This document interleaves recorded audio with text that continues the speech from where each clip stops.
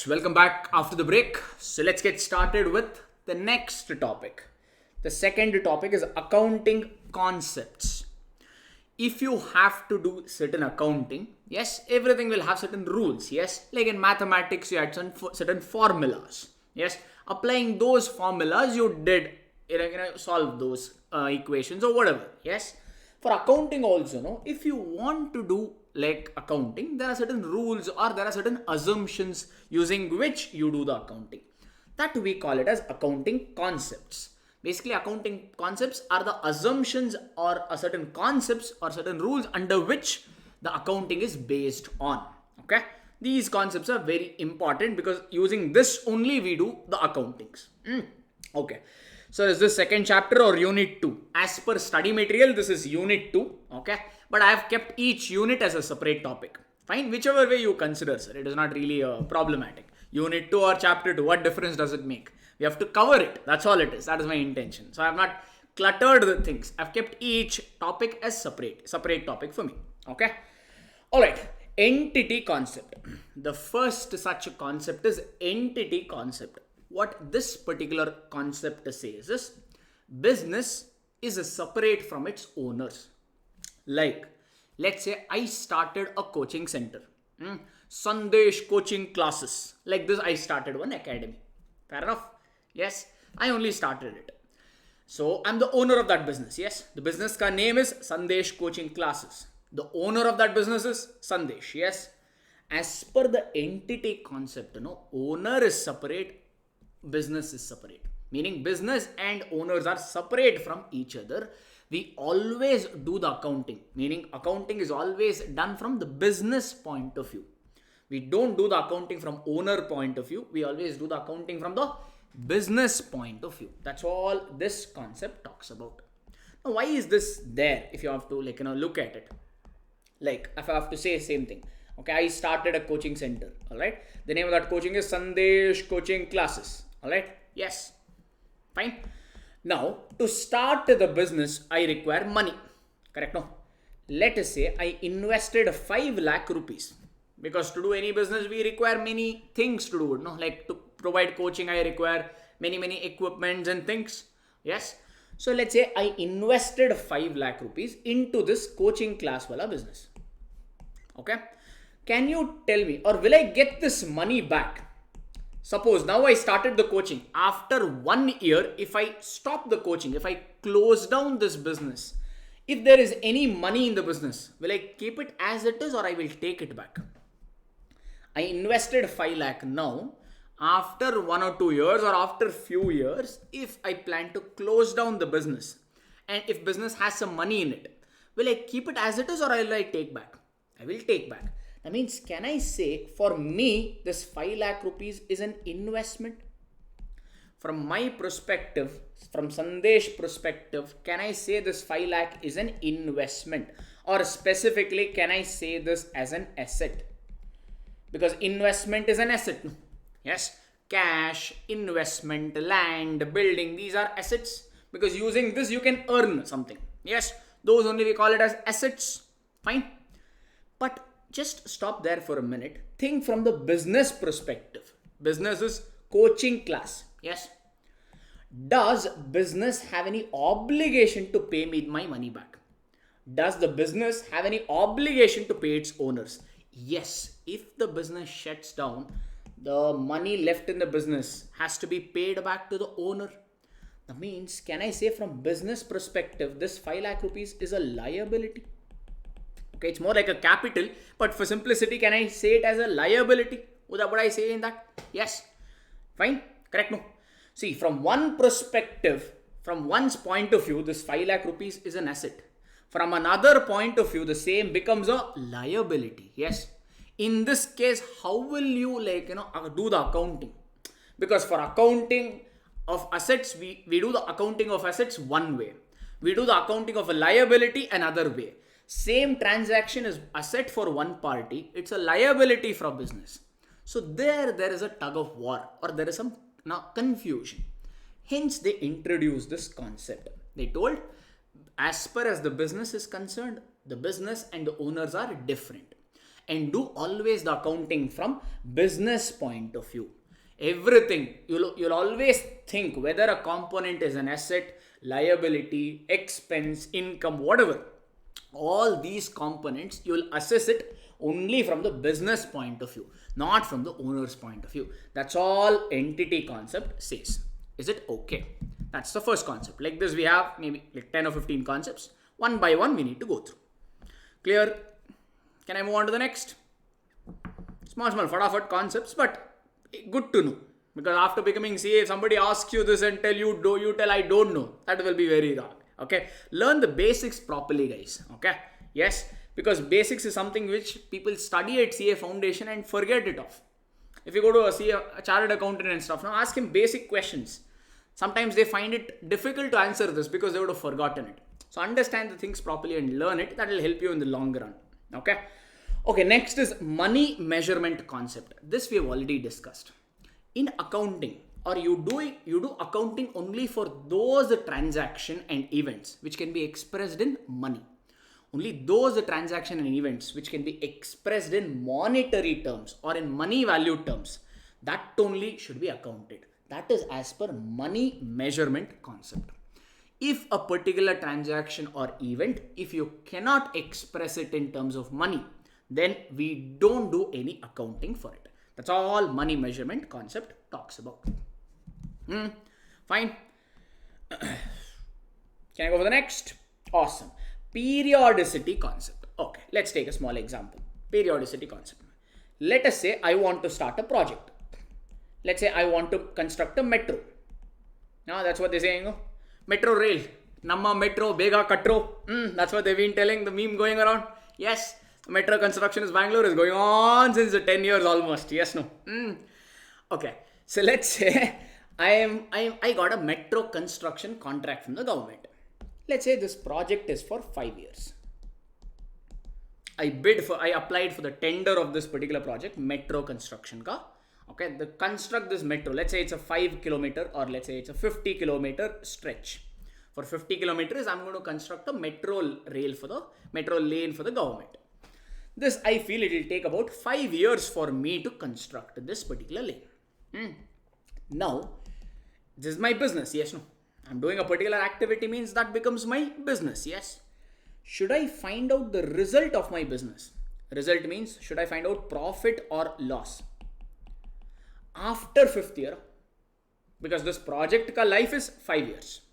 Should I find out the result of this particular project or result of this particular business at the end of 5th year? Should I have to wait for 5 years and then find out profit or loss, or should I have to do it every year?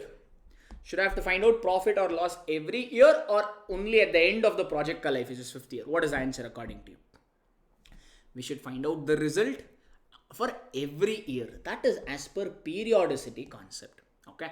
So basically, whether you want it or not, all right, because others also they would be interested, right? So accounts should always be prepared at the end of every period, and in accounts the period is 12 months. Generally, that period, most common period is accounts will start. The accounting year will start from on 1st April. Let's say we are in 1st April 2020. If it starts on 1st April, it will end on 31st March 2021. April to March generally is the accepted accounting years. We don't follow calendar year, meaning Jan to December is not something which the company follows. Every company follows the accounting year, or most of the companies follow accounting year as April to March. From 1st April 2020 to 31st March 2021. And then it'll go on like this. Next year will be 1st April 2021 to 31st March 2022. Like this, it will keep on going. Okay. For this period, for this 12 months, April to March month, you need to prepare the results. Okay, you need to know the results. That is given under periodicity concept. Okay, whether you want it or not, 12 months ka results, P&L, you need to prepare. That is as per periodicity concept. Okay, so why, sir? Sir, if you imagine, sometimes a project ka life could be 20 years also. Like you are doing a nuclear power project, Hydra power project. That project ka life could be 20 or 50 years. Does it mean you will do 50 years, one set of accounts? Can you give like that? That will be voluminous. It will not make sense to anybody. Yes or no? Hence, they've just kept this periodicity concept to for 12 months. Every 12 months, every year, you draft accounting records. You prepare financial statements and give it. That is your periodicity concept. Got it? Is it okay? Can I move on to the next one? Yes. Okay, next. Accrual concept. What accrual concept says is a transaction should be recorded. Irrespective of if a transaction should be recorded as and when it happens. As and when it accrues, you should record the transaction. Whether you have paid the cash or you have received the cash is irrelevant. Like, let us say I'm running a business. Okay. Let's say for the month of April, I have a few workers under me. Okay. I'm able to see Yavanika or Yavanika. Am I saying correctly? Alright. Let's say Yavanika and Apurva, I'm able to see that. Okay. These two are my employees.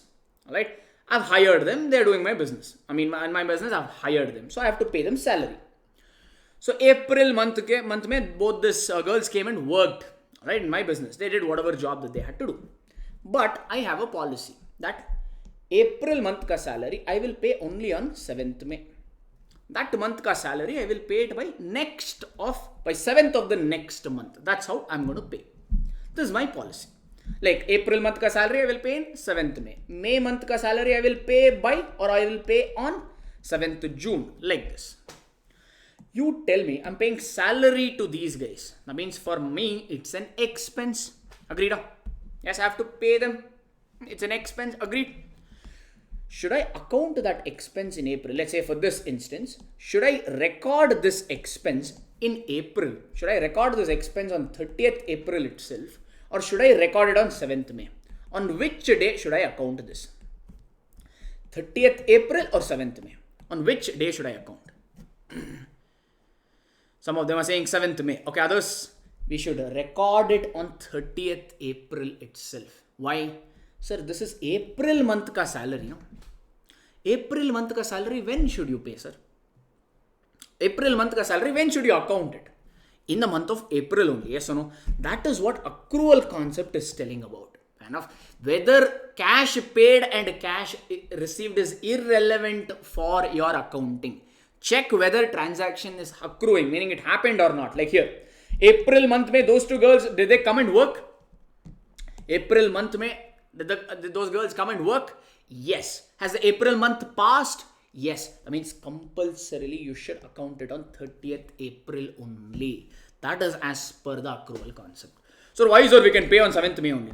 Sir, instead of 7th May, I will pay it on 11th December. Or I will pay in 1st December. Can I pass this entry in 1st December?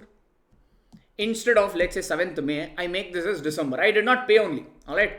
Okay, conjuice I am. Alright, they kept on asking, sir, we came and worked for you. Please pay a salary. I told, I will give you. I will give you. I'll give you. Like this, I kept on postponing. Finally, I paid them in December. Now tell me, when will you account that salary? April or December? You will account it in April only. Okay. But on April, we did not pay, no, sir. Yes. On April, you did not pay. Hence, you have to record something known as outstanding expenses. Yes, you remember in your 11th and 12th and all, you have done this. Yes. So, on 30th April, you have a liability. I have a liability to pay these two guys. So, I create something known as outstanding expense. Okay, but that is for an entry perspective. We'll see that later. But accounting has to be done in April only, not on the date of payment. That is as per the accrual concept. Okay, cash paid, cash received is irrelevant. Okay, I'm saying cash, it could be interpreted as check also.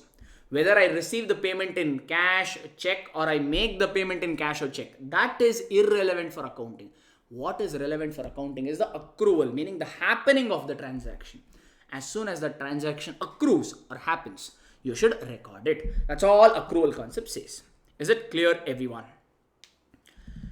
Bolo ji, clear hai? Yes. Awesome. That means I'll move on. Okay. Matching concept. Okay. I'll take the same example and help you also here. What does matching concept say is revenue and related expense both should be accounted in the same year. Meaning both should be matched and accounted in the same period. Like what do we mean by that? Take the same thing. April month mein those two girls came and worked. They did their job. Yes. Sir, if they come and work in my organization, will I get any benefit out of it? Asking a simple question. If I've hired, if my workers come and work, all right, if my staff come and work, will I get any benefit? Yes, correct. Yes. So let's say if April month may they come and work means I will get some benefit. When will I get the benefit? In the month of April only probably. Yes, they've done means I'll get the benefit in April. What matching concept says is, see, you're getting some benefit in April, correct? Yes. But will I get this benefit at free of cost? Without incurring any cost, am I getting this benefit? No, I'm hiring certain employees. They are working. Because of their work, I am getting some benefit. And since they are working, I am paying them some salary. Yes or no? I'm paying them salary. That means I'm making some payment to them. That is a cost. That only we calling it as expense. What matching concept says is, so okay, to earn this benefit, you got some benefit in April. To get this benefit, you have to incur some expense also. Because if you want this benefit, then you have to pay salary also. Yes. So if benefit is recorded in April, then expense also should be recorded in April. Because these two go hand in hand. Without expense, you won't get a benefit. So if benefit is recorded in April, expense also should be recorded in April. That's all matching concept says. Okay. If revenue means benefit. Okay. If you are getting revenue or some benefit, to get that benefit, you will always incur some cost or some expense. So that benefit and expense should be accounted in the same month. That's what we mean here. Okay. Meaning the same period. In the same year, it should be accounted. Is the matching concept okay? Any doubts you have for me? Or all good? Oh, sir. Awesome. Going concern concept. What does going concern concept says is the business, the entity, okay, the company. The company, it is assumed that the business will go on for a long period of time. Now, if you have to talk about Arivu Pro Academy, that's the entity. Yes, it's a business. As per going concern, we assume that the business will go on for a long period of time. We say in accounting terminology, that is foreseeable future. That business will continue for a long period of time. It neither has the necessity nor the intention to shut down. Okay, so that is the going concern assumption. It's always assumed that the organization will continue for a long period of time. On that basis only you do the accounting. Because if the company is planning to shut down, okay, this year, the accounting totally changes, which you will see in your CA inter-level. Okay, going concern, if it is not valid, how you should prepare balance sheet. These data more you learn in your CA inter-level, not for the time being. Okay, but for now, if you just know the meaning, that is good enough. The meaning, simple meaning is, we always assume, any business for that matter, not just one business, every business whom you're doing the accounting for, we always assume that that business will continue for a long period of time. That is a basic assumption under which accounting is done. If that assumption is not valid, or if that assumption fails, then how you do the accounting entirely changes. Okay. If going concern assumption is valid, you apply one rule of accounting. If going concern assumption fails, then we apply another set of accounting. All right. There are some different ways to prepare your balance sheet and P&L and all. Okay. Let's not go there. Not required at your level for now. Okay. See, intermay will cover it up. But meaning, did you get it? Just a simple thing. It's assumed that it will go on for a long period of time. Neither it will shut down nor it will curtail its operation. Meaning it will reduce the scale of its operation. That's all is the thing all about. Okay, not dissolution of firm. Leave that. Where it is and all not required. Fine. We will see it later. Fine. Inter syllabus not required. Leave it. It's fine. Because I have to explain it with numbers. I have to take up a question. To solve that one question, I have to spend half an hour. Which is something which is there in syllabus only. First, let's do that. No? Out of syllabus, we'll do it later. Some other day, some other time. Okay, cost concept. What cost concept says is the value of any asset can be found out, can be ascertained on the basis of historical cost or acquisition cost. What this concept simply says is, let's say I purchased a plant and machinery. I purchased a plant and machinery for 1 lakh rupees. I purchased a plant and machinery for 1 lakh rupees. I should record this plant and machinery at what value? Currently its value is 1.2 lakh rupees. I purchased it for 1 lakh. Currently its value is 1 lakh 20,000. But I paid only 1 lakh for it. I should record this plant and machinery at what value? I should record this plant and machinery at the price I have paid. What is the price, or what is my purchase value? How much did I purchase it for? 1 lakh. So you record that asset only at 1 lakh because that is what you have paid for it. That is your acquisition cost. To buy this asset, to acquire this asset, how much cost did you incur? Okay, that's all cost concept says. Fine, ignore inflation. Perfect, correct. That's what we discussed previous chapter. No? Same thing. Yes, cost of concept simply says whatever price you pay for that particular asset, recorded at that value only. Don't worry about other things. Current value, fair value, could be whatever. Okay, that's all cost concept says about, or historical cost concept says this only. That's it. Can I run through the next? Okay, realization cost or realization concept, you can say. What that says is any change in the value of the asset should be recognized only when the entity realizes it. If any asset ka value changes, then only if the organization or if the company receives it, then only you should account for it. Otherwise, ignore it. Meaning, okay, let's say we'll continue it. Let's say the plant and machinery ka value in my records, in my accounting records, plant and machinery ka value is 1 lakh rupees. Okay, that's what I paid for it. But currently the fair value of this particular plant and machinery, if you sell the machinery today now, you can easily get 1.5 lakh rupees. I'm showing plant and machinery at 1 lakh because I purchased it for 1 lakh rupees.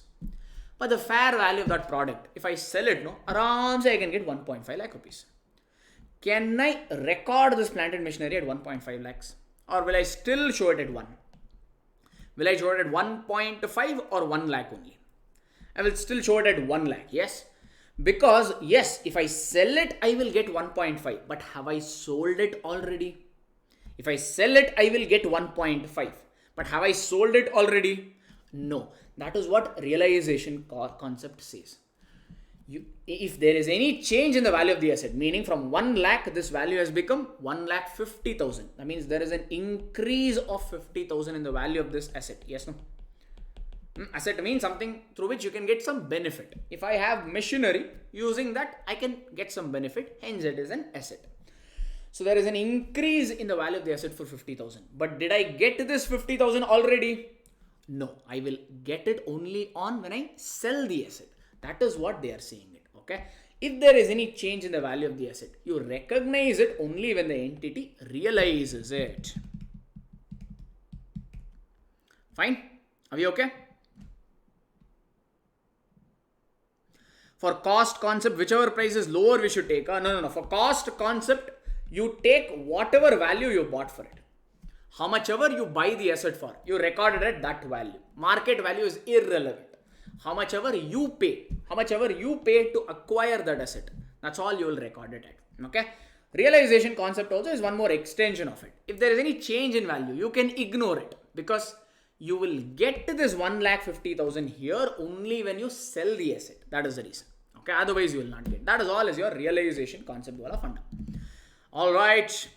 Okay. I think I've repeated, it's fine. Realization concept once again, sure. You purchase, same thing, we'll just take it down. You purchase the asset for 1 lakh rupees. If I sell it, I can easily get 1,50,000. I have assumed this number. If I sell this asset, I will get 1,50,000. That means there is an increase. This asset ka value has increased. From 1 lakh, it has become 1.5 lakh rupees. That means it has increased by 50,000. Now the question is, should I show this plant and machinery in my accounting records at 1 lakh still, or I should show it at 1.5? As per realization concept, you will show this plant and machinery still at 1 lakh only. Why? Because this 1.5 you have not yet received it. You will receive this 1.5 lakh only when you sell it. Okay, since you have not sold it, you still continue to record it at 1 lakh only. That's all. Now is it clear? Yes, okay. Dual aspect concept. What dual aspect concept says is, if you want to pass any accounting entry, which we call it as journal.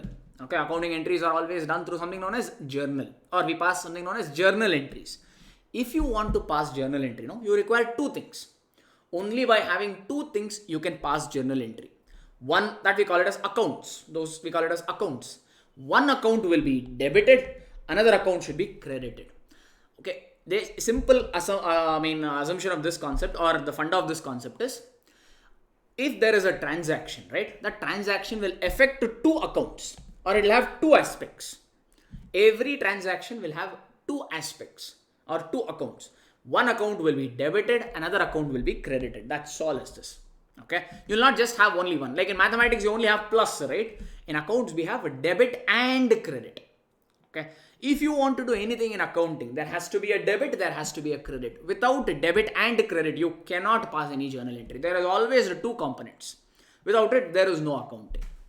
Fine, that is all is a dual aspect concept all about. Can I get to it further? Okay, conservatism. Conservatism simply says, conservatism concept, name itself is saying conservatism, meaning traditional. Yes, no. What conservatism says is, if there is any anticipated future income, you ignore it. In future, if you are anticipating that you will get some income, ignore it.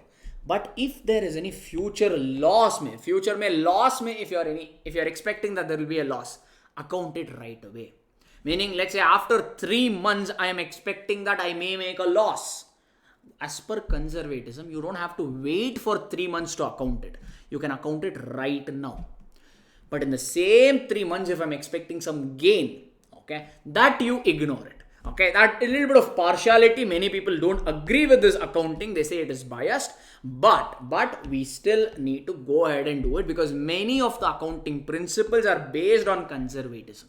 Yes, fair enough. Basically, what the funda of this is, see, if it is a good news, okay, if it is a good news, then do you think investors, the government and all will be unhappy about it?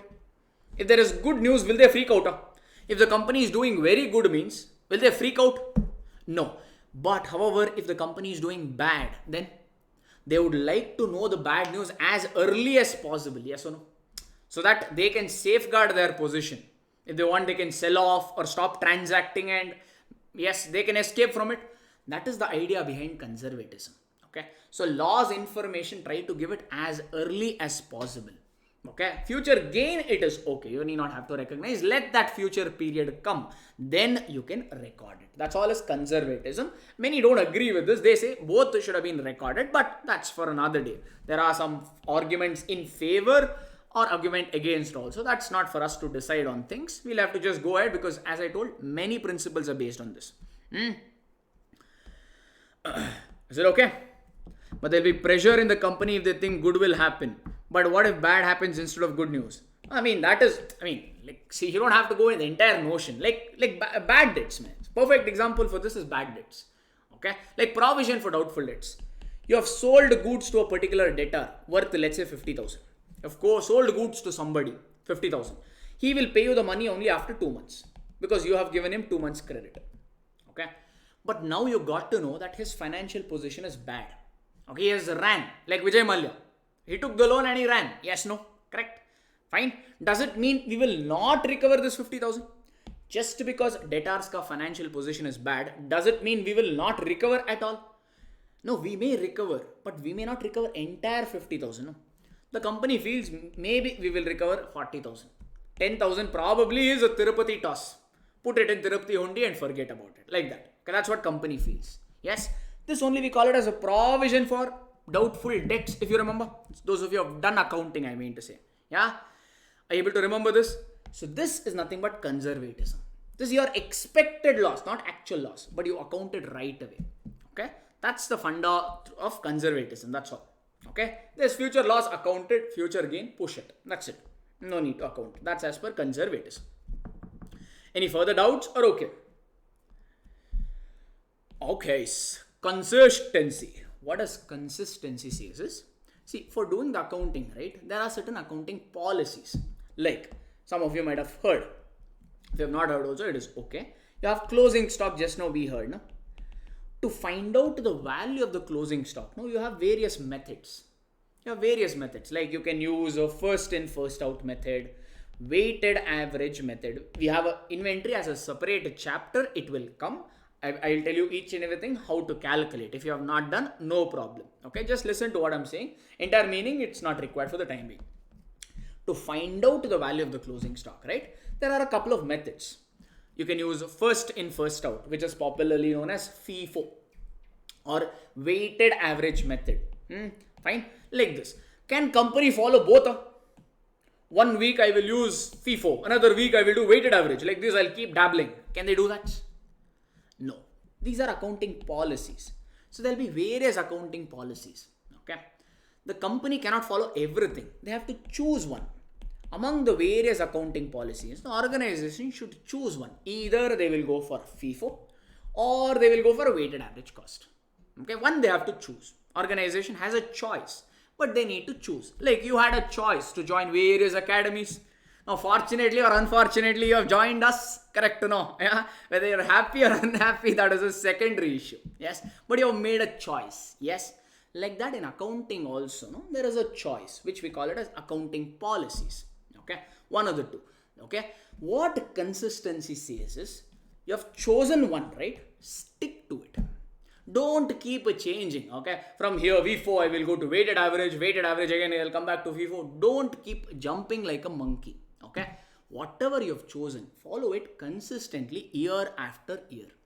Okay, because each method of what if you follow FIFO, no, you will get one closing stock value. If you follow weighted average, you will get a different value. Every year or every month, if you keep changing, no, your accounting records will become incomparable. Okay, it'll lead to a weird scenario. Okay, it'll be a little off.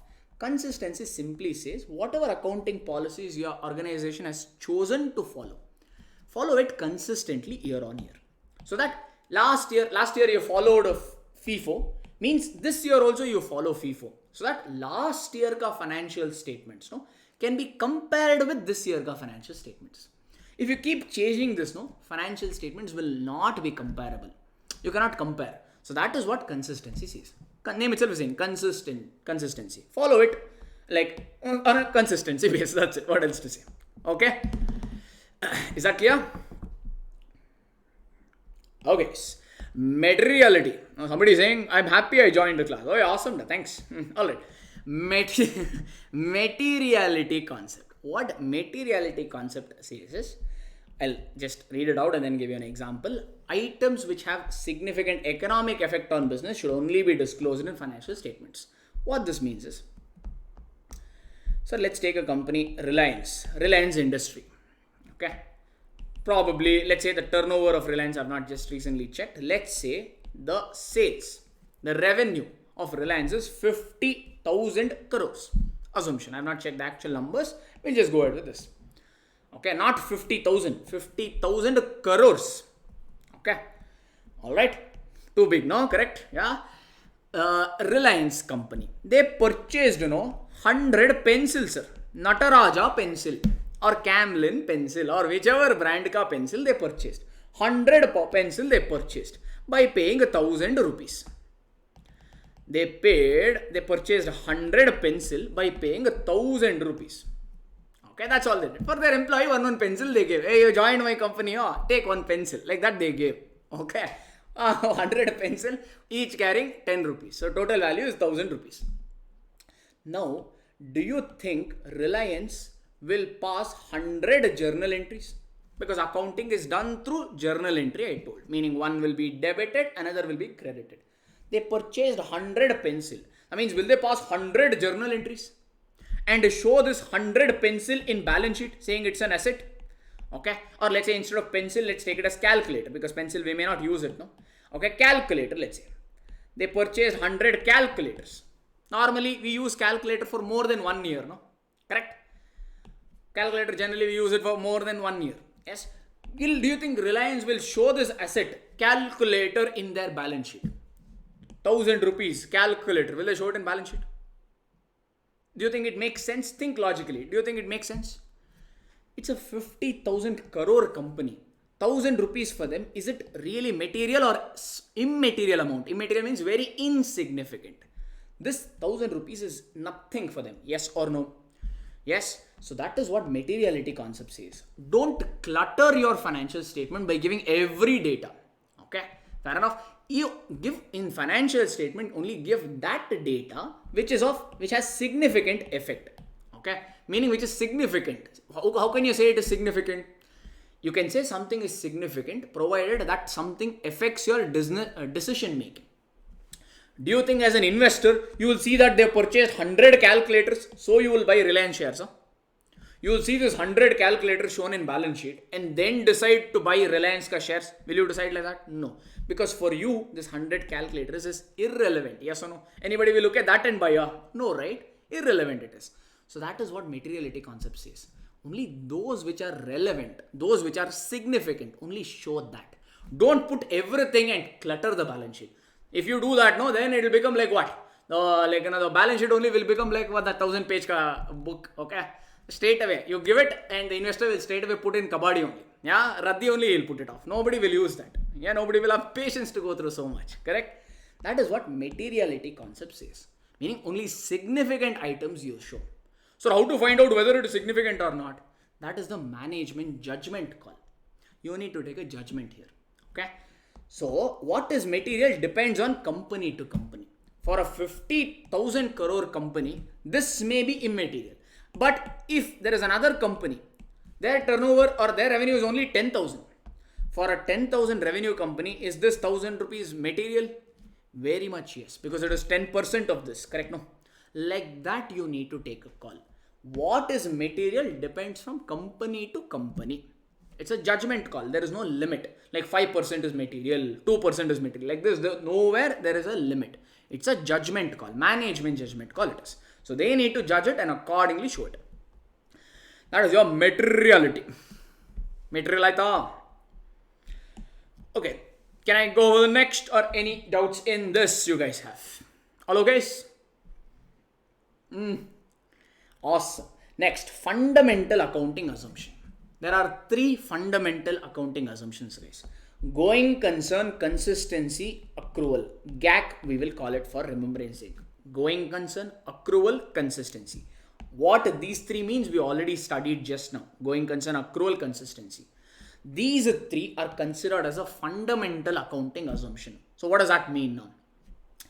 If these 3 assumptions, if any organization fails, if they violate any of this concept, then you need to disclose the fact in financial statement. Meaning, if any company, if it is not a going concern, if any company, if they are not following consistency concept, or if they are not following accrual concept, then that company should specifically make a disclosure. They should make a statement saying, I have not followed these 3 while preparing financial statement. Like this, they need to make one statement. That's all it is. Is this okay? Fine. Right? If it is followed, you don't have to do anything. You need to disclose only if it is not followed.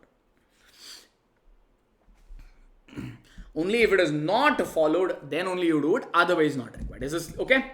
This is again a favorite true or false question can come on this, or MCQ question. Which are the 3 going concerns? They will put 2. Third one, they will put something else. So you should be able to figure out what that is. So you can remember it as GAC. Okay.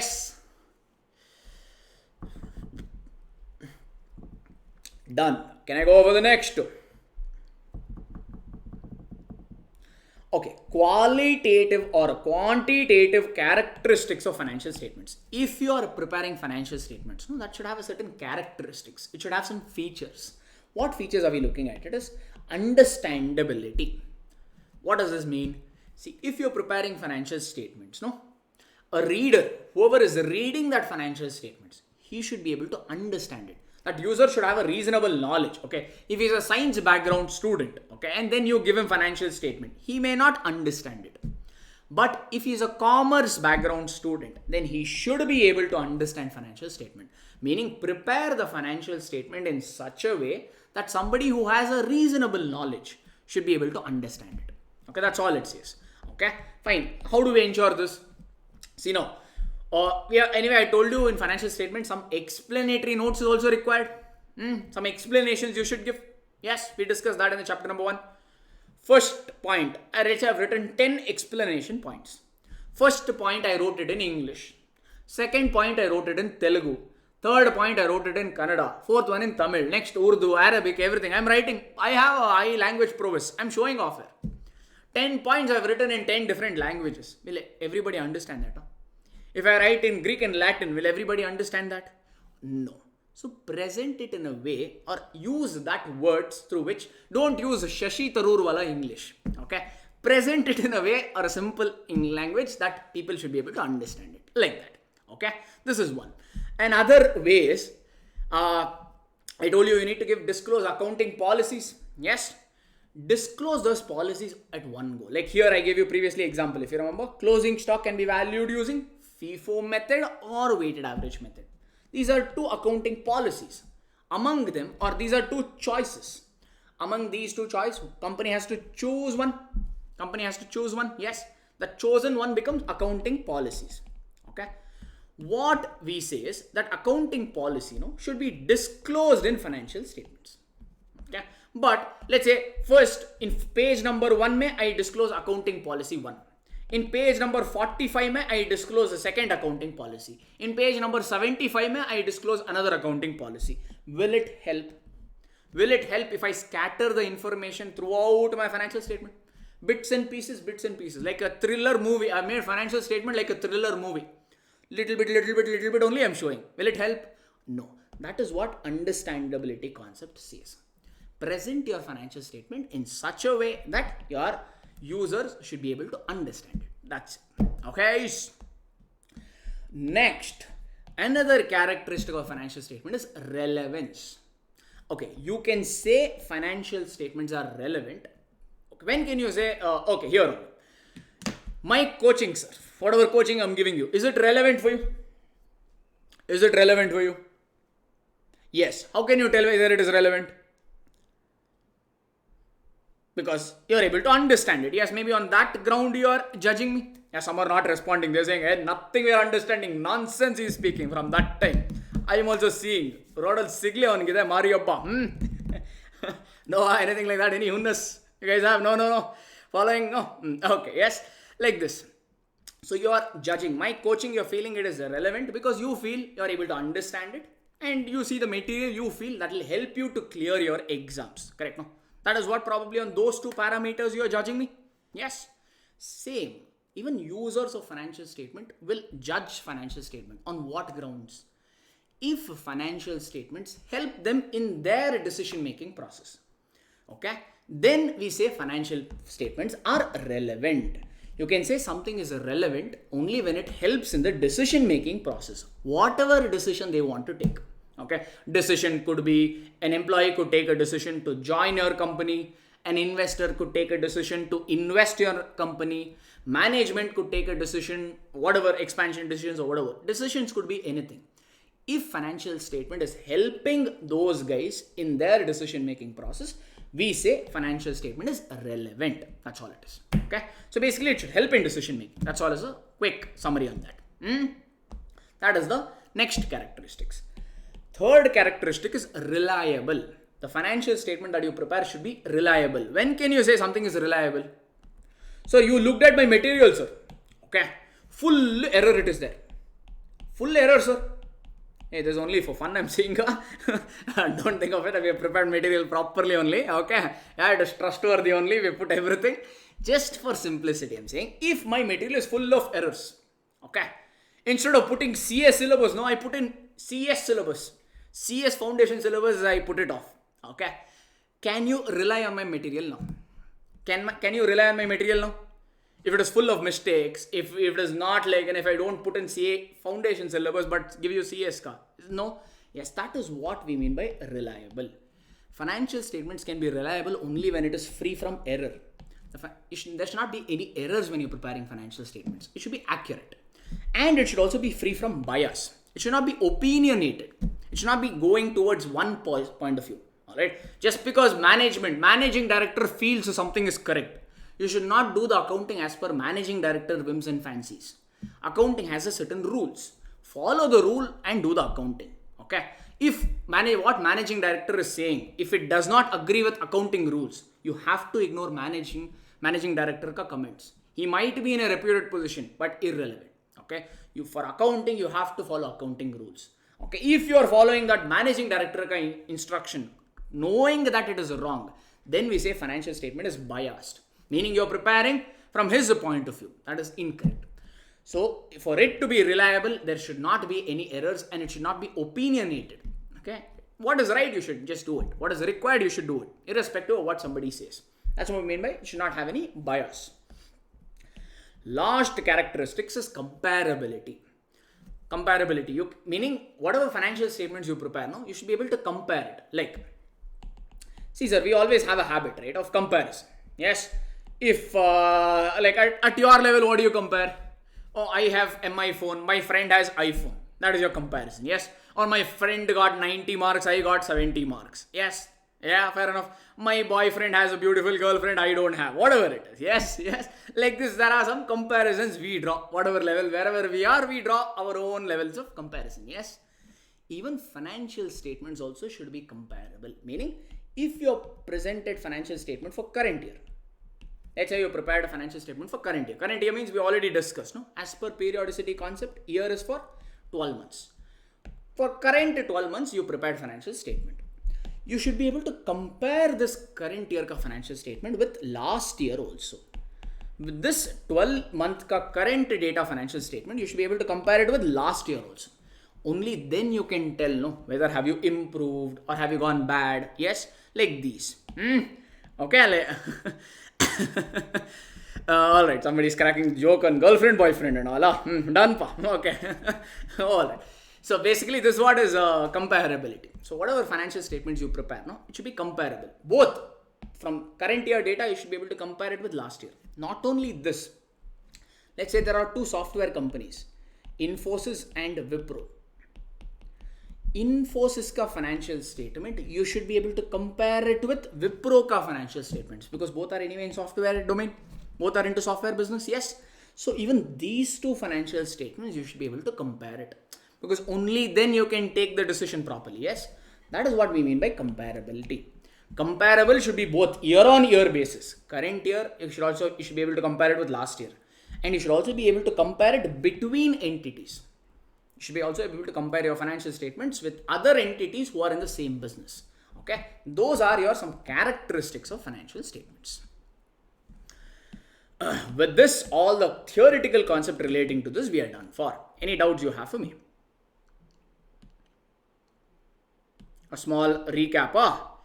Okay, no problem. Okay. 2-3 minutes, let's try to have a quick recap. First is entity concept. As per entity concept, business is separate, owner is separate, and accounting is always done from the business point of view. Okay, that is one.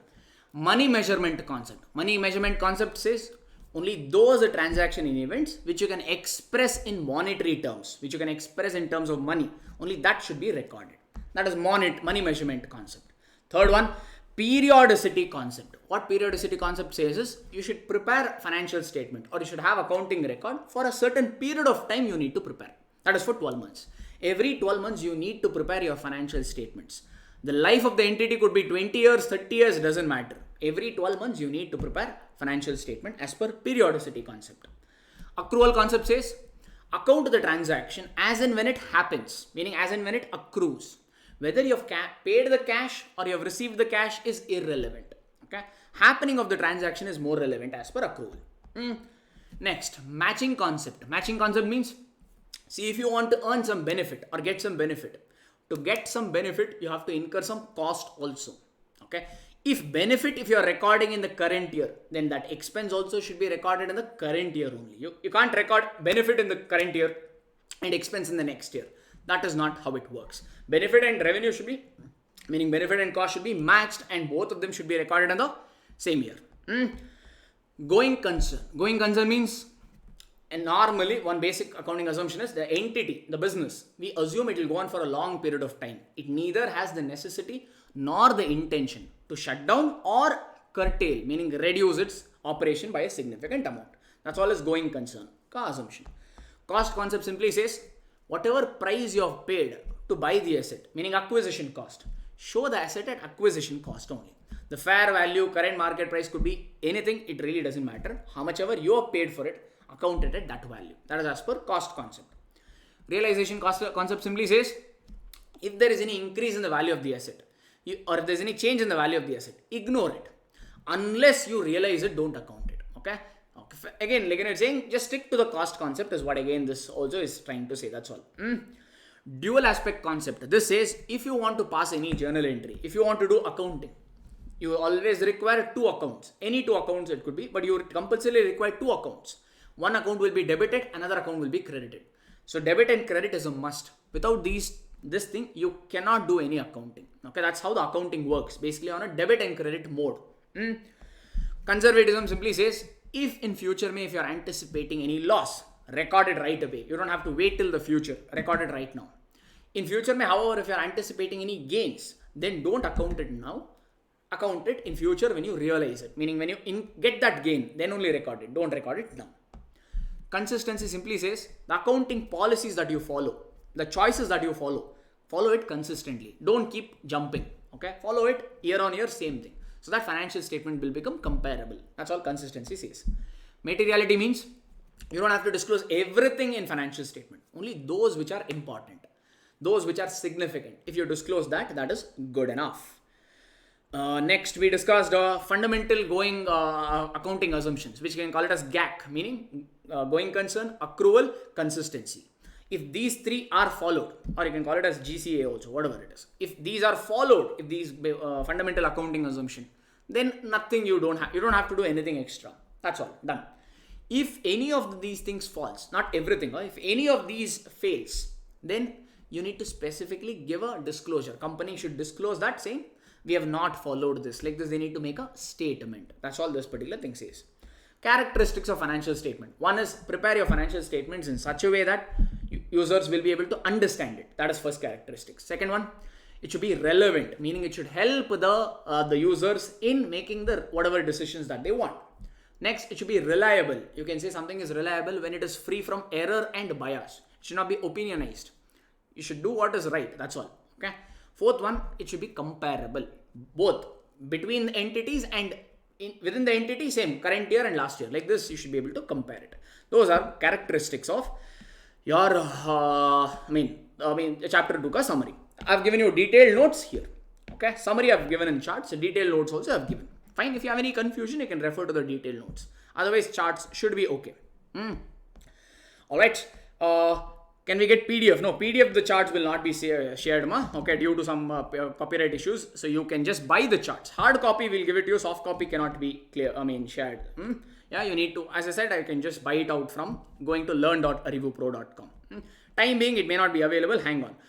Regarding the prices, I think you can check with Academy, sir. They will host it. I am not deciding the price on that. Academy will decide on the price. Don't worry, we just keep the printing cost. All right, we don't make much and all here. Okay, for us, we'll just keep it simple. Okay, but you can check with the Academy. So will all companies in the same field maintain same method? Generally, they do, sir. Generally, they do. Okay. Generally, not necessarily though. Some can have a different accounting policies. Like to answer your question, like here, Wipro Limited can go for FIFO. Infosys Limited can go for weighted average. Nothing prevents them. That is nothing like that. But generally what they do is to make financial statements comparable. They also choose the same thing generally. But there is no mandatory rule that both the companies in the same industry should follow same accounting policy. Nothing like that. Okay. They are free to choose. Okay. Good question that is. Okay. Awesome. All right. Let's look at some questions. Okay, let's see some questions. Maybe some will do it. All the following items are classified as fundamental accounting assumptions except what? Which of the following is not a fundamental accounting assumption? They're asking. Is consistency a fundamental accounting assumption? Yes. Going concern? Yes. How about business entity? Is business entity a fundamental one? No. It is what? GAC. Going concern, accrual, consistency. Yes. So business entity is not a fundamental accounting assumption. So that is the odd one out. So you need to pick that. Two primary qualitative characteristics of financial statement is what? Understand relevance and reliability. So these two are the primary qualitative characteristics of financial statement. Okay.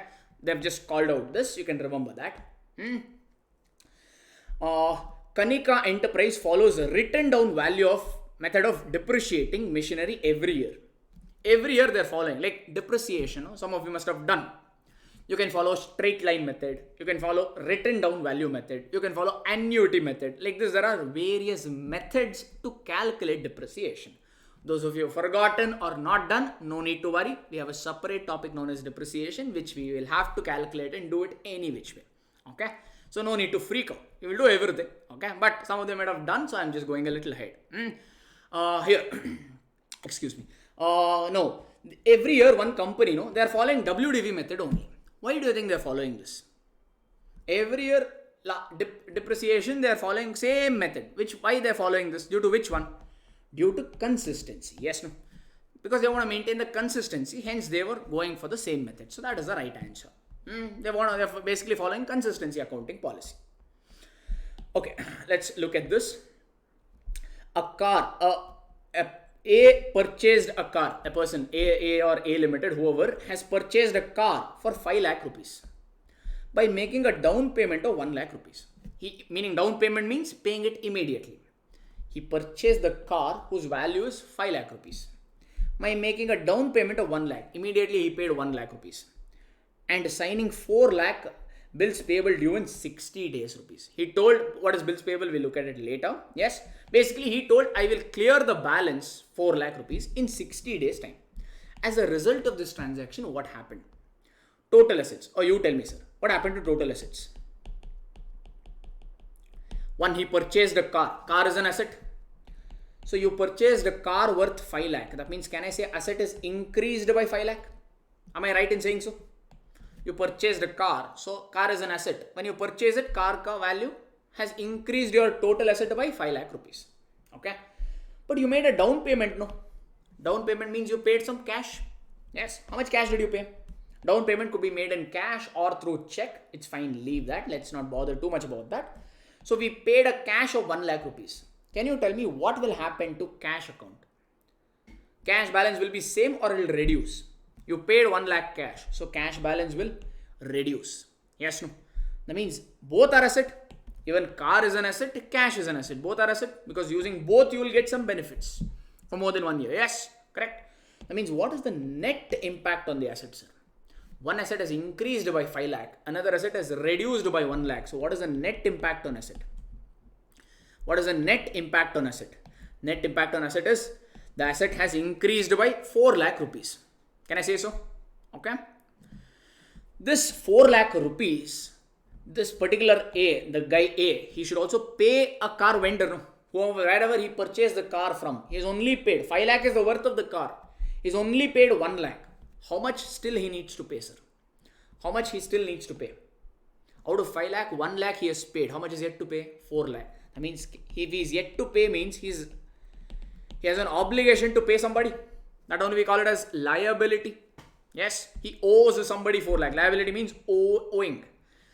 Asset is owning. So this 4 lakh he owes. O-W-E-S. Owes. Yes. So liability, because of this transaction, liability also increases by 4 lakh because 4 lakh is yet to pay.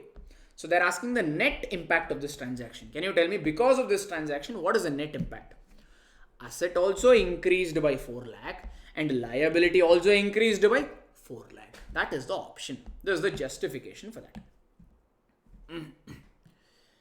Because of this, both asset and liability increased by 4 lakh rupees. That's it.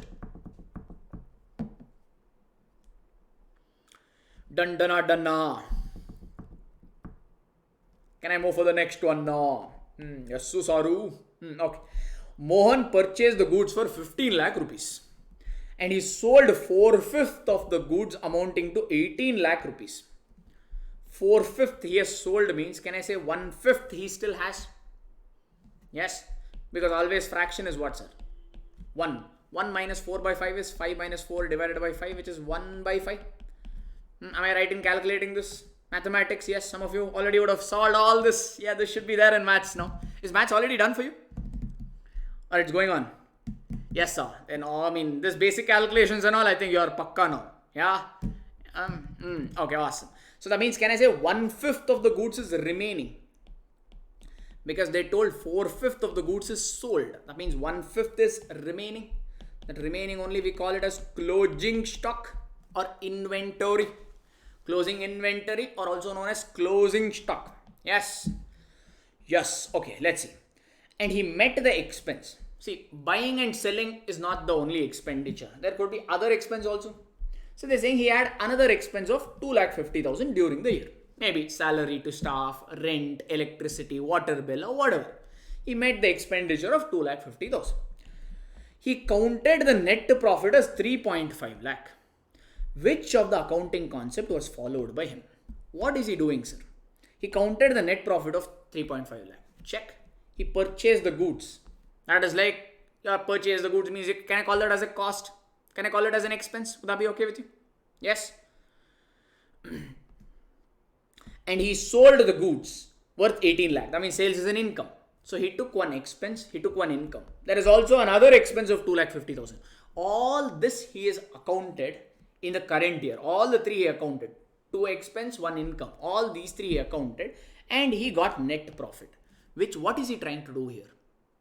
He's accounted expense and income. As per which concept? What concept says that expense and related income and related expense should be accounted in the same year? Which concept says this? Matching concept. Yes, no? As per matching concept, to earn the revenue, to get some benefit, you will have to incur some cost. And both the benefit, meaning the revenue, and expense should be accounted in the same year. That is what he has done here. Sales is an income, the purchase cost is an expense, and other expense of sale also he has recorded. All of them in the same year he has recorded. That is as per the matching concept. That's all he's trying to do. Okay, like this you will get the question, sir. If you have a clarity with respect to what it means, easily you will be able to solve it. Otherwise, you will have a little hiccups there, here and there. Okay. A businessman purchased the goods for 25 lakh rupees. And sold 80% of the goods during the accounting year. Okay, calculate. He purchased the goods for 25 lakh rupees. They're saying 80% he has sold. That means, can I say 20% he has is remaining? 80% goods he has sold means 20% is remaining. For 100%, if the value is 25 lakh. For 20%, what is the value? Because totally he purchased 25 lakh, no? So that is for full value.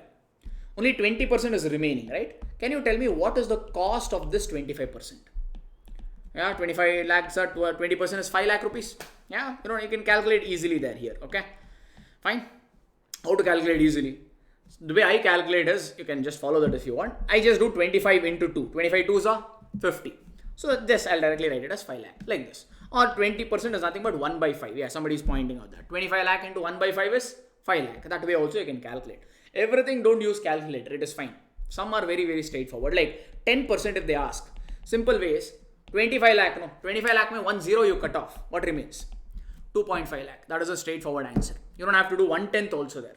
Whatever is the number, 1 0 you cut off. That is your answer for 10%. That is also another way. 20% is double of 10%. Okay.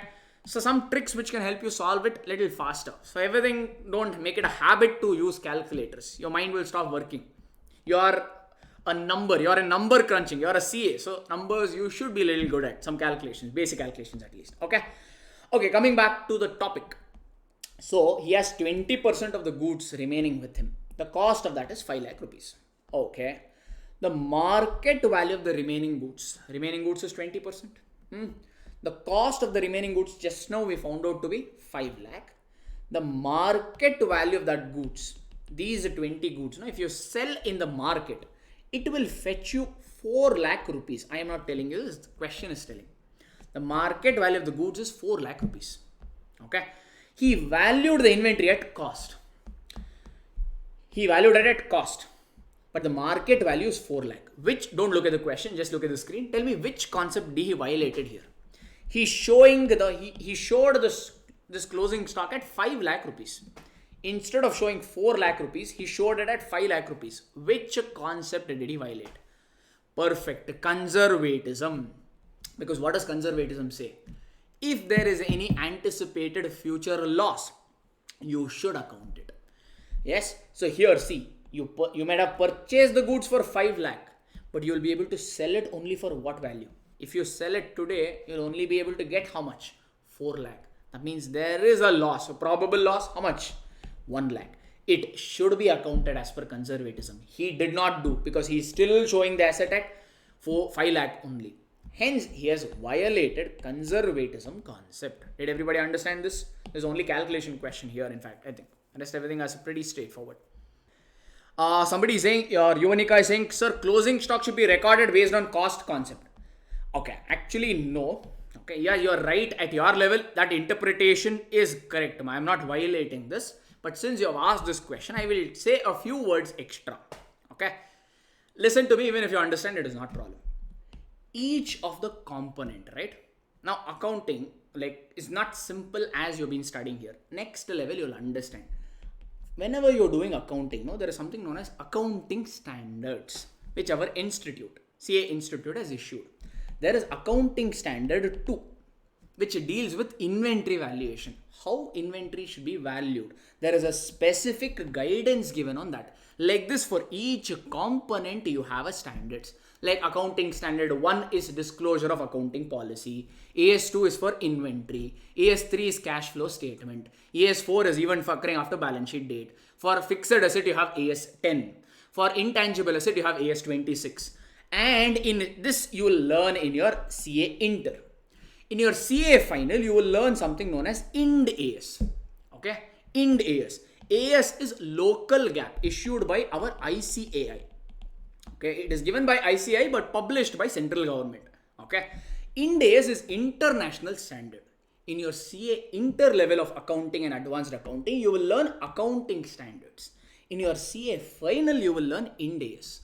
Both these standards, what they say is inventory should be valued at cost or net realizable value, whichever is lower. As per these two guidance note or these standards, right? Inventory should be valued at cost or NRV, net realizable value, whichever is lower. We'll have to go ahead and apply that one. Okay. Only at your foundation level, we'll be doing all this stuff. Going forward, you should have an idea about each standard, what it says. Standard gives you a comprehensive idea as to how the accounting should be done. Okay. Standards are very interesting and also fully conceptual based. Okay. That for the next level. Okay, since you asked, I am just giving you, alright, fair enough. So applying this, they've given the answer. Yes, as per cost concept, you should have recorded at 5 lakh, but you will be violating a specific guidance given. Okay, hence you have to follow at this only. Okay, alright, cost versus conservatism. Conservatism will prevail. You can think of it like that. Okay, fine. At this level, I don't want to get into accounting standards. Some here and there, maybe I'll mention. Okay, like Ind AS number, if you want, it is Ind AS 2. Ind AS 2 we'll talk about like this. There are more than closer to 28 or 29 accounting standards, more than 45 to 50 Ind AS. Okay, lot of interesting things. What standards you would have not even imagined that much complexity and that much thinking or like that accounting would be done. You would have never imagined that.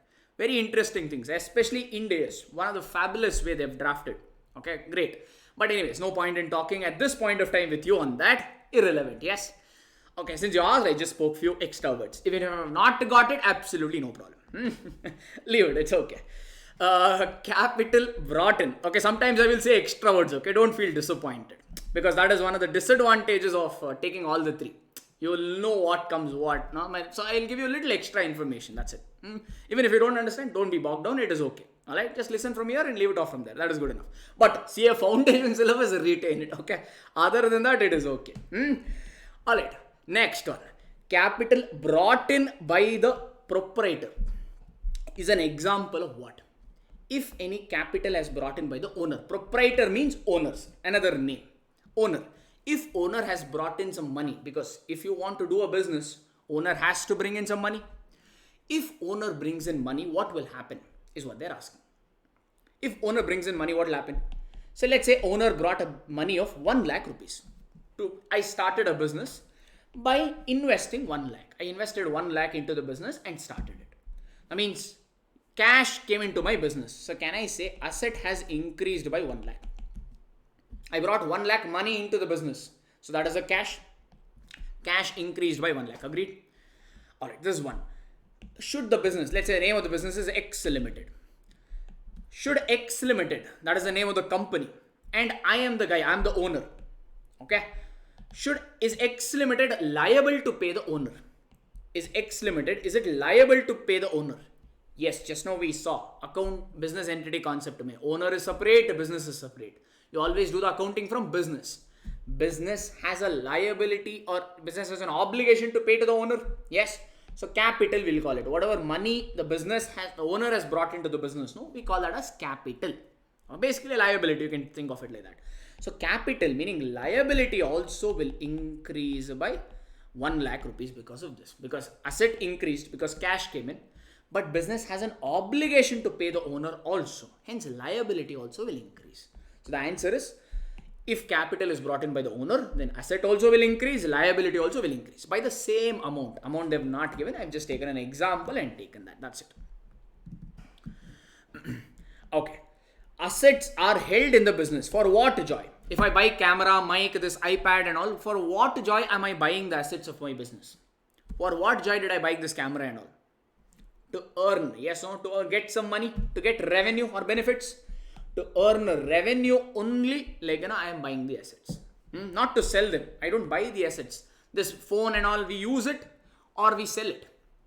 We use it and get the benefits out of it. Yes, we don't sell it. Yes, goods we sell. Okay, fixed assets and all, generally we buy it to earn some revenue out of it. So that should be the right option. Chennai, C as in Chennai is the right option. Revenue from the sale of products is generally realized in the period in which cash is collected. Meaning they're saying, when will you record the journal entry? When will you journalize? Revenue is sale. If you have sold any goods, when will you account it is what they're asking. When the cash is collected, or when the products are manufactured. When you manufacture the product, you will recognize the revenue. When you receive the money, you will recognize the revenue. Or when the sale is made, you will recognize the revenue.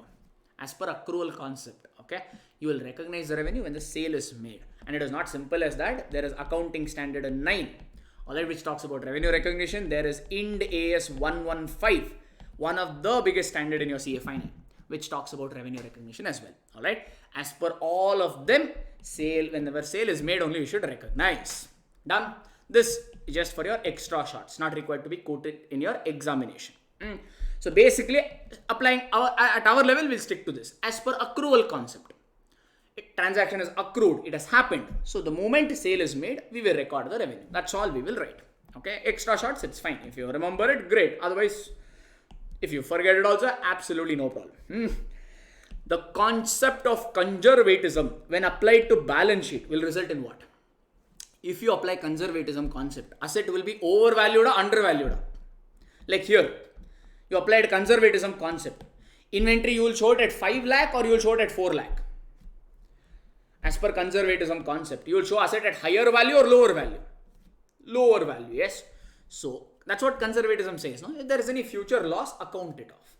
So if you apply conservatism concept, what will happen to your asset value? It will be overvaluation or undervaluation. Overvaluation means showing the asset at higher value. Undervalue means reducing its value. As per conservatism, what will happen? It will lead to understatement of asset, meaning it will lead to decrease in assets. Because that's what is conservatism. Increase you ignore. Decrease you record, meaning loss you need to record. If asset ka value reduces, for me it's a loss only, no? Correct? So that's what conservatism says. Loss, you record it right away. So if you apply conservatism, and assets ka value will be understated, meaning it will get reduced. A decrease in the amount of trade payable. Trade payable means creditors. We just now discussed, no? Creditors. Let's say creditors is 2 lakh rupees. I have purchased the goods from somebody and I have to pay that somebody 2 lakh rupees. That somebody only I'm calling it as creditor. Now I paid cash to them. I purchased the goods to them on, let's say, on 1st April. On 1st June, I paid them cash, 2 lakh rupees. I settled. Can you tell me what will happen because of this transaction? Because of this transaction, what will happen? Creditors is a liability. Yes, because business is liable to pay them. What happened to this liability, sir? It increased or it reduced? When you pay cash to them. When you pay cash to creditors, what will happen to your liability? Liability reduced. When you paid cash, cash is an asset. When you pay cash, cash also will reduce. That means what happened? When you pay the cash, liability also will reduce. Which question is that? Which question? Okay, the decrease in the amount of trade payable results in. If liability decreases, they're saying what will happen? Even asset also will decrease. That's it. So Chennai, C for Chennai is the right answer. Manageable. When you pay cash to creditors, creditor balance, asset balance will obviously reduce. No, cash is nothing but an asset. So asset balance also will reduce. That's all they're trying to say. C is the right option. Okay. Determination of expense of an accounting period is based on which principles? Determination of an expense of a particular accounting period. You will recognize expense only in that particular period. Why? Because in that period you would have earned some benefit also. Since you have earned a benefit, even expense should be accounted in the same period. Which concept says this? Matching concept. Yes, no? That's what matching concept says. Expense and income should be matched and accounted. So again, C as in Chennai is the right option. Economic life of an enterprise is split into periodic intervals to measure the performance. Project, I give you Metro example. Metro ka project life could be 10 years. Does it mean I will prepare my accounts, I will prepare my financial statement at the end of 10th year or every year? I have to prepare financial statements every year. As per which concept? As per which concept? Periodicity concept, right? That's what they're trying to say here. Economic life of the entity may be anything. It may be 20 years, 50 years, 100 years, doesn't matter. But you split it into a smaller interval. Smaller interval is nothing but 1 year or 12 months ka interval, yes? So which to measure the performance. You do the splitting activity as per periodicity concept. That is the right answer then. Next, if an individual asset is increased, if one asset increases, then there will be a corresponding what, sir? Then there will be a corresponding, see I told it runs with debit and credit system. Accounting runs on debit credit system. If asset has increased, if one asset has increased, alright, then option is another asset has to reduce. If one asset has increased, other asset has to reduce. That is one option. Like to give you an example. I purchased a car for 5 lakh by paying cash. What happened because of this transaction? I purchased a car for 5 lakh rupees and I paid cash. What happened because of this transaction? Car is an asset. So asset ka value increased. But I paid cash. Cash is also an asset. Cash increased or decreased? Cash decreased. That means one asset has increased, another asset is reduced. So that is one permutation combination. Alright. If one asset has increased, other asset has to reduce. That is one way. Or if one asset has increased, then a liability also should have increased. If one asset has increased, another permutation way is a liability should have increased. Like taking the same example. I purchased a car 5 lakh by paying cash. That was first example. But I purchased a car, same 5 lakh, on 3 months credit. Now you tell me what happened. 3 months credit. I did not pay cash to them. I will pay it after 3 months. Right now you tell me what happened. I purchased a car, so asset increased. Did I pay cash? No. But today when I purchase this car, do I have any obligation on my head? Yes, I have an obligation to pay 5 lakh rupees to some guy. Yes, no? That means my liability also increased. So these are the various combination. Check which option has this combination. Either asset should have decreased. If one asset increased, other asset will reduce, or liability should have increased. That's what they've given. Option B. B as in Bengaluru is giving that option. Yes. If one asset has increased, then another asset has to be reduced, or there should be increase in liability. Because that's how dual aspect concept of accounting runs. Debit and credit. With if there is no debit and credit, there is no accounting. Okay. Alright. So that is your question number 3, Wala Funda. Next. Purchase of machinery for cash. If you do this, what will happen? If you purchase a machinery for cash, just now we gave an example. What will happen, sir? Machinery is an asset. So machinery asset will increase. But you paid cash. That means cash asset will reduce. Effectively, what happened here? Let's say you purchase this for 1 lakh rupees. That means machinery asset will increase by 1 lakh. Since you paid cash, cash balance will reduce by 1 lakh. So what is the net effect? Net effect is the total assets remains the same. Okay, because one asset will increase by 1 lakh, another asset will reduce by 1 lakh. So net impact is no change. So total assets remains unchanged. So C is the option. Consider the following data pertaining to Alpha Limited. Cost of the machinery is at 10 lakh rupees. Installation charges is 1 lakh rupees. Market value of that asset is 12 lakh rupees. While finalizing annual accounts, the company values the machinery at 12 lakh rupees. They bought this machinery by paying 10 lakh rupees. To install this machinery, they paid 1 lakh rupees. That means what is the total cost they have paid, sir? To make this asset ready for use, to get this asset ready for use, how much cost did they pay? They purchased the asset 10 lakh rupees. For installation charges, they paid 1 lakh. That means what is the total cost they have incurred to make the asset ready? 11 lakh rupees. That means the machinery ka value should be 11 lakh rupees. Machinery ka value not only includes purchase cost. If you are incurring any other expenditure to make the asset workable, like installation charges, transportation charges, okay, if you are doing any testing charges like this, if you are incurring any other charges to bring the asset to workable condition, okay, then that cost also should be added to the cost of the asset. This is told by accounting standard 10, okay, or Ind AS 60. Right, this is what those concepts talk about. Or simply you think like this at your level. If you are incurring any expenditure to bring the asset to the usable condition, working condition, okay, then that such expenditure should be part of the asset cost only, like this. So machinery value should be 11 lakh. Ideally, you should have shown the machinery at 11 lakh. Is the first concept okay for you? Machinery value is not 10 lakh, it is 11 lakh. Did everybody get that? Okay, now? Alright. But market value of the asset. Today, if you sell the asset, its value is 12 lakh rupees. The company, what they did is, they showed the asset at 12 lakh rupees. So which concept did they violate is what they're asking. Matching accrual or cost concept. Which one did they violate? A as in alpha, cost concept. Yes. Because as per cost concept, cost is only 11 lakh. You should have shown at 11 lakh.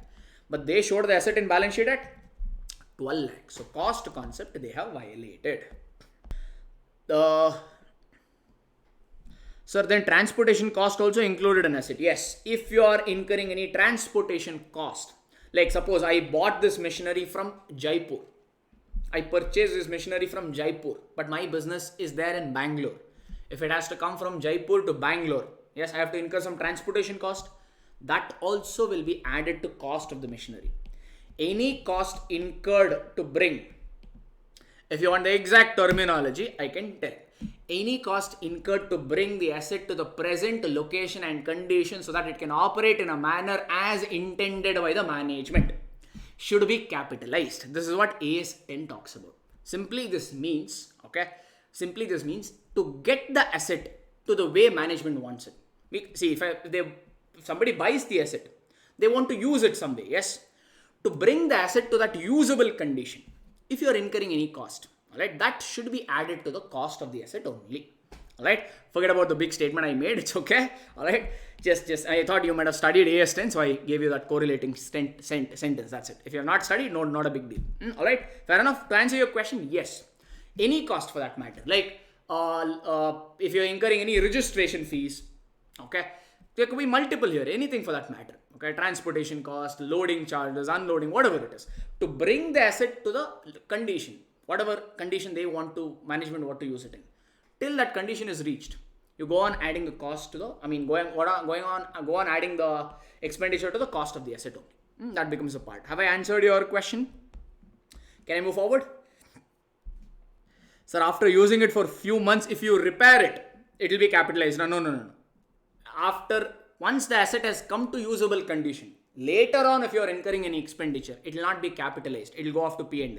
That will come. In the next topic only is your revenue expenditure, capital expenditure, it will come. Okay, Akash will be dealing with that little better next also. Okay, next. The concept helps in keeping business affairs free from the influence of personal affairs of the owner is known as matching concept. They're saying as per matching concept, business and owner is separate. That's what they're trying to say. That's what matching concept says. Huh? Is it true or false? It's false. Which concept says this? Entity concept says this. No, yes. Business entity concept says business is separate, owner is separate. Matching concept says income and related expense should be accounted in the same year. So that means it is a false statement. They have given matching concept ka justification. If you want, you can write business entity ka justification. That is your call. Okay. This is a study material ka solution I've just brought in for your reference. Don't have to mug up the same thing. Whatever they have written, don't mug up pin to pin. Not required. Just write it in your own words. That's the reason we are explaining you the things with examples and all. No? Fine. These are not standards, guys. Accounting standards, Ind AS and all, no? Those are pronouncements. Those are law in a way. So you have to write exactly the same words. If you write it, there is a better weightage. You will get better marks. Here and all, this is all right. Fair enough. You don't have to write the exact same words. If you write in your own words, that is good enough. Don't have to mug up so much. Alright, entity concept means enterprise is liable to the owner for capital investment made by the owner. So they're saying, as per entity concept, the business is liable to pay the owner because owner has made an investment. As per owner, it is an investment. As per business, it's a liability. Yes. As per business entity concept, they're saying business is liable. Is it true? Yes, that's what business entity concept says. Yeah, it is true. Okay, accrual means recognition as money is received or paid. As per accrual concept, will you do a recognition based on money? Money coming in or money going out is irrelevant for accrual concept. What does accrual concept says? As in when the transaction happens, you record it. Whether you have received the money or you have paid the money. That is irrelevant. Yes. That means this statement is true or false. Revenue accrual means recognition as money is received or paid and not of revenue and cost as they have earned or incurred. This is false. You will record the income and expenditure as in when they accrue, as in when they happen. Money received paid is irrelevant for accrual concept. The conservatism concept also states no change should be counted unless it is materialized. Which concept says unless you realize it, you should not record it? Which concept says unless you realize it, you should not record it? That realization concept says, no. Unless you realize it, don't account it. So conservatism does not say that. Okay, conservatism says future loss, if it is there, record it. Anticipated future gain, you don't record. So this is funda given by realization concept. The concept of consistency implies in non-flexibility as to not allow introduction of improved method of accounting. See, consistency simply says what? Whatever you're following, follow it consistently. Okay. Does not mean that it is non-flexibility. Okay. It is not very rigid. You can also change accounting policies. There are certain conditions. We will also see that. But that does not mean it is non-flexible. Okay. That is false statement. Okay. Consistency means as much as possible, try to adhere to what you have done in the past. That does not mean it will create non-flexibility. Fair enough. That is a false statement to make. Very lengthy answers. No, sir. You write it on. As I said, no. Getting it true or getting it false, that carries 1 mark. Justification carries 1 mark. One or 2 points, that is more than sufficient. Okay? 1 point is sufficient. Yeah, maybe maximum write 2 points. That is good enough. Don't measure in terms of lines and all. See, you are coming to professional course now. Stop judging the answer by the length of the question. You write, I said, no, 2 pages you write. Nonsense. If you write bullshit of 2 pages, you will get 0 marks. Nobody will give a damn about all that. Okay? But if you write 2 relevant points, you'll get full marks. That's how professional examination works. You don't have to. Don't measure it by 2 lines, 3 lines, 4 lines and all. 1 or 2 points. 1 or 2 fundas. That's all it is. That's sufficient. Whether that funda is 3-liner or 4-liner, it doesn't really matter. Okay, so with this particular unit is also completed.